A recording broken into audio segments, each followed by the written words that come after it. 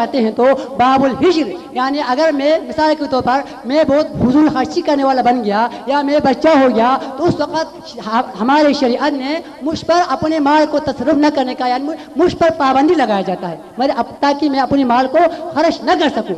اور تو شاہ صاحب فرماتے ہیں جب کسی شخص پر پابندی لگایا جاتا ہے تو میرا جو سرپرست ہوگا وہ میرا والدین ہوگا۔ اگر میرا والدین نہیں ہو تو میں نے جس کو وصیت کیا ہو وہ وصی میرا سرپرست ہوگا۔ شاہ سید فرماتے ہیں اور اگر وصی بھی نہ ہو تو شرعی حاکم جو ہوگا اس کا کیا ہوگا؟ سرپرست ہوگا۔ شاہ سید فرماتے ہیں آپ لوگ سب غور سے سنیں، وَلَا يُوجَدُ حَاكِمٌ كَذَلِكَ، اگر اس کے پابندی لگائے گئے شخص کے لیے سرپرستی کرنے کے لیے اگر ایسا کوئی شرعی حاکم بھی نہ ملا تو فَاحْتَلَّ الدِّينَ، اس وقت دین میں رخنا اندازی پیدا ہوگی۔ معزز سامعین، یہاں پر شاہ سید علیہ الرحمہ ایک عام سی ایک معمولی سی شرعی حاکم نہ ملنے پر فَاحْتَلَّ الدِّينَ کہہ سکتے ہیں تو شیر خدا مشکل کشا اسد اللہ غالب شوہر زہرا ابو الحسنین داماد مصطفیٰ وجہ اللہ عین اللہ النظر علی وجہ علی عبادہ ذکر علی عبادہ حب علی عبادہ، اور 90 انبیاء کے خصلتوں کا مالک علی مرتضیٰ شیر خدا کی وفات ہونے پر اگر نبی اکرم صلی اللہ علیہ وآلہ وسلم دین میں رخنا اندازی پیدا ہونے کا اگر خبر دے تو یا اس سے کفر کا مرتد اور کفر اور مرتد لازم آتا ہے۔ ان حقیقتوں کو سمجھنے کے لیے علم کی ضرورت ہوتی ہے، اور یہ جو 45 لفظی رسمی جو جاہل لوگ ہیں یہ علم سے یکسر خالی نظر آتے ہیں۔ علم میں حکمت بھی ہے، دولت بھی ہے، لذت بھی ہے۔ علم میں حکمت بھی ہے، دولت بھی ہے، لذت بھی ہے، ایک مشکل ہے کہ ہاتھ آتا نہیں اپنا سراغ۔ اہل دانش عام ہیں، کامیاب ہیں اہل نظر، اہل دانش عام ہیں، کامیاب ہیں اہل نظر، کیا تعجب ہے کہ خالی رہ گیا تیرا آیا۔ ابھی وقت بھی آ رہا ہے، یہاں پر پرچی بھی آیا ہے، لیکن ایک دو پوائنٹ میں نے آپ لوگوں کو پہلے بھی بتایا تھا کہ میرا جو موضوع سخن ہوگا وہ ہمارے فقہ الحوت کی روشنی میں ہمارا علماؤں کا فتویٰ اور باقی مذاہب سے لائے گئے جو فتووں کا وہ ہوگا۔ تو مختصر طور پر ہم تعجب کے سمندر میں غوطہ زن تھے کہ یہ لوگ، یہ مفتی حضرات اپنے آپ کو نور بخشا کہتے ہوئے پورے کے پورا فتویٰ 100 کے 100 ہمارے فقہ الحوت کے، ہماری نوربخشی تعلیمات کے مخالف نظر آ رہے تھے۔ تو ہمیں اس کا پتہ ہمیں اس وقت معلوم ہوا کہ یہ لوگ ان فتووں کو جو دوسرے مذاہب سے لا کر خود اپنے ہاتھوں سے بانٹ رہے تھے، ان میں سے 4 فتوے انہوں نے مانگ کے لائے ہیں۔ اگر آپ لوگوں میں سننے کی طاقت ہے تو سنیں۔ پہلی فتوے میں یہی ہے کہ نعوذ باللہ من ذالک، اگر کوئی 12 اماموں کو معصوم مانے تو وہ کافر ہیں۔ تو نعوذ باللہ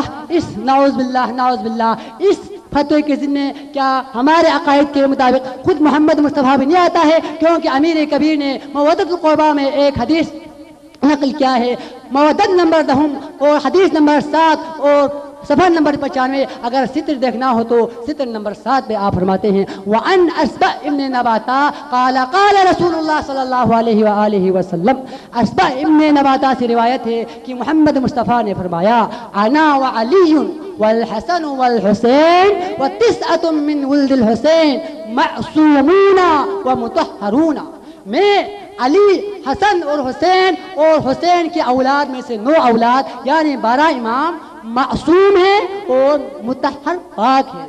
نعوذ باللہ، اس فتوے کو دیکھیں اور خود اپنے عقائد کو ذرا دیکھیں۔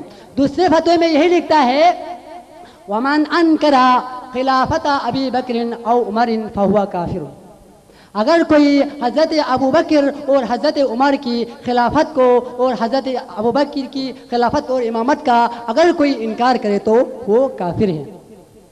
تو اس کا جواب میں آپ لوگوں سے ہی سننا چاہوں گا کہ کیا ہماری نوربخشی کتاب میں، کیا ہمارے فقہ الحوت میں، کیا ہماری دعوت صوفیہ امامیہ نوربخشیہ میں، ہمارے بزرگان دین میں، یا کسی بھی ہمارے مسلک کی کتاب میں ہمارے بزرگان دین نے ان ہستیوں کے، ان شخصیتوں کے عقائد، ان کو امامت اور ان کے خلیفہ ماننے کا ہمیں حکم آیا ہوا ہے؟ کیا دعائے تشفع میں ان کا نام بھی آیا ہوا ہے؟ کیا تو آئے کلمہ تحلیل میں ان کا نام بھی آیا ہوا ہے.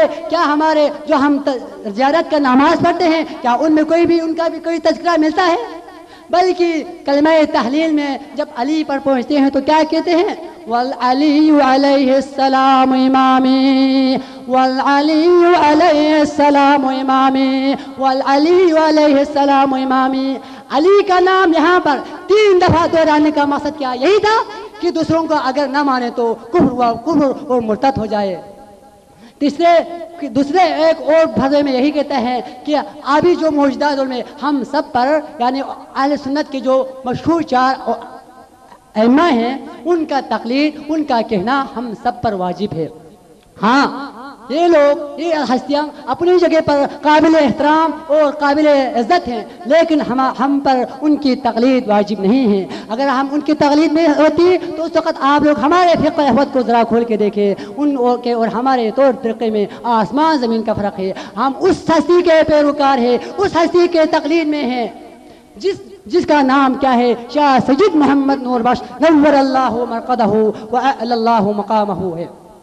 تو ارے نور بخشو معزز سامعین، اب ہمیں سو کے رہنے کا ٹائم نہیں ہے، جاگنے کا وقت ہے. اب بھی ہمیں وقت ہے کہ ہم خاموش تماشی بن کے بیٹھنے کے بجائے اپنے مسلک کو، اپنے نظریات کو بچانے کی کوشش کریں. دیکھیں کہ یہ لوگ ہمارے نوربخش قوم کو اور نوربخشی مذہب کو کہاں لے جا رہے ہیں. وہ پاک و مطہر مذہب جس کو شاہ سید محمد نور بخش نور اللہ مرقدہ وأعلی اللہ مقامہ اور دیگر بزرگان دین نے لاکھوں قربانیوں اور جد و جہد کے بعد کوشش کر کے ہمارے ہاتھ میں تھاما تھا. اب موجودہ دور میں چند شیطان صفات درندوں کا لقمہ اجل مل رہا ہے.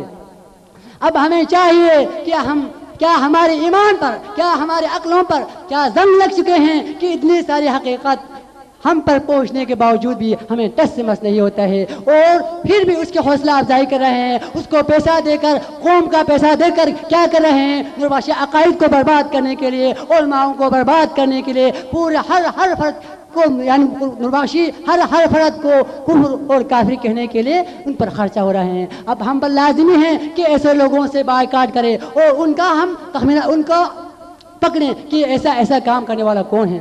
اگر یہ لوگ اگر دنیا میں ایسا کرتے رہیں تو آخرت کا جو گرفت ہوگا وہ بہت ہی سخت ہوگا.